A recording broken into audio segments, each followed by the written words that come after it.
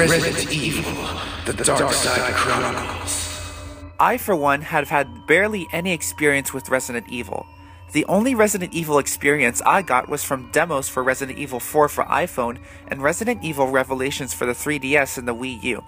So with very little experience with the franchise and not knowing what to expect, I took my chance at Resident Evil Darkside Chronicles, a rail shooter released for the Wii in 2009 and the sequel to 2007's The Umbrella Chronicles. It's certainly not the best Resident Evil game anyone will ever play, but it is a fun game for Wii owners and rail shooter aficionados alike.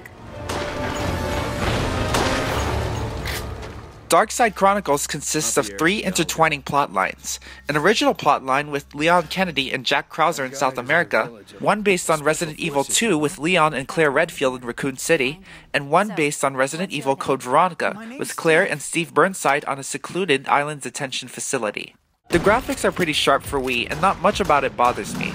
I would have to say though that some 3D character models come with rough textures and the colors would not blend well with each other, making the settings not very pleasing to the eye. Props should be given to Resident Evil for having a more dramatic storyline than the House of the Dead. The voice acting can be slightly better, but the scripting is just terrible. It's like a damn video game! Most of the script would consist of unnecessarily restating the obvious and just plain dumb dialogue and topics of conversation. How could a franchise go on for more than 20 years while gamers let the terrible scripting slide?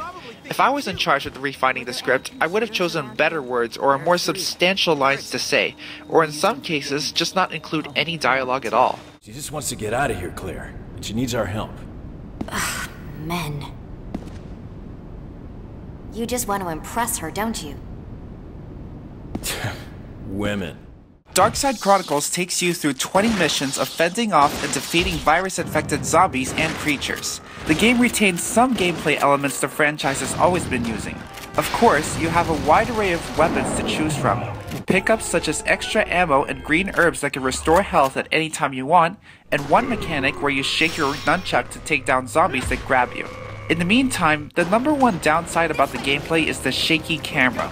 This Blair Witch camera style, while it makes the experience slightly more dramatic, is uncomfortably dizzying, and it makes it hard to land gunshots where you want them to. This is a huge letdown, especially for those who depend so much on headshots, which by the way are hard enough to pull off. Indicated when the center of your reticle lights up, you have to aim precisely at a certain part of the forehead in order to pull off a successful headshot that makes their head explode. The game does have its suspenseful moments, my favorite being the series of boss fights against Alexander and Alexia Ashford.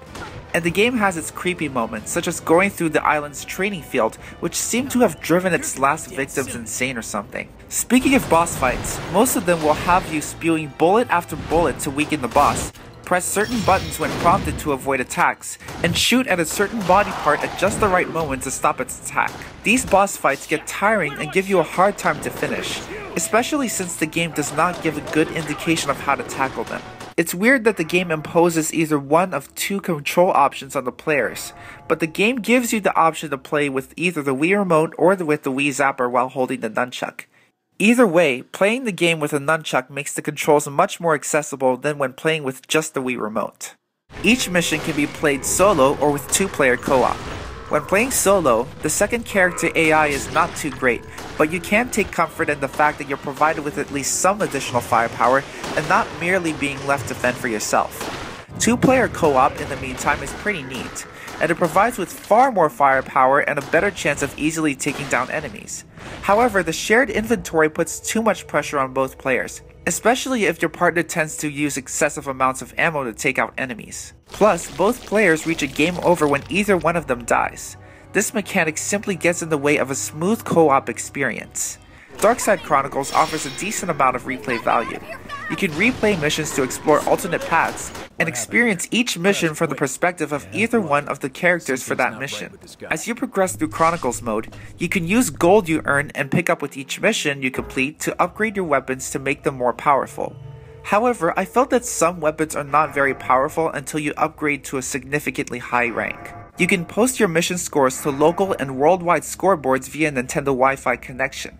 And after you beat story mode, as a humorous touch, you can try your endurance at a tofu challenge mode. Pretty self-explanatory if you ask me.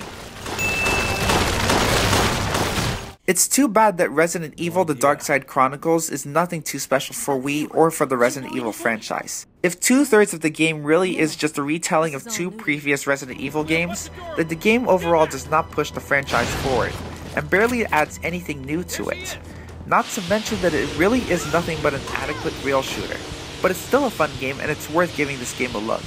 And that's why Resident Evil The Darkside Chronicles, rated M for blood and gore, intense violence, and language, gets a good 8 out of 10. Oh, yeah! Hey everybody, thank you so much for getting my channel Wii Express to 100 subscribers. I'm going to be hosting my very first Q&A under the name Wii Express on August 2nd, 2013.